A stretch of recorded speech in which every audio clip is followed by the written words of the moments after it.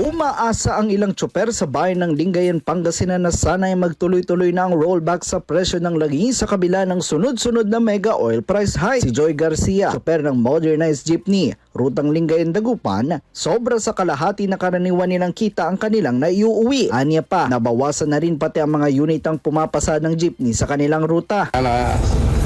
Totoo na yan para hindi na kami mahirapan na driver kasi wala kami kinikita. Kasi sir, abot ng halos sobrang kalahati sa kinikita namin.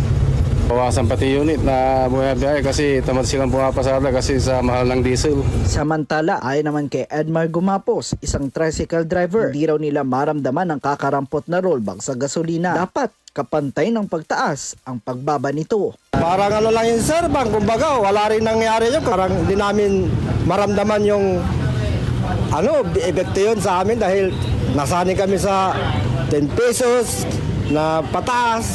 Kailangan din mga 15, 10 gano'n para maramdaman namin yung rollback. At patuloy nga ang panawagan nitong mga tsoper at mga drivers dito sa probinsya ng Pangasinan na sana rin ay mapabilis ang pagdidistribute ng ayuda mula sa pamahalaan. Sa uling pagtataya ng Department of Energy at sa anunsyo ni Pangulong Bongbong Marcos, posibleng bumaba ng 20.89 pesos ang kada litro ng diesel, 4.43 pesos naman sa kada litro ng gasolina at 8.50 pesos sa kada litro ng kerosina.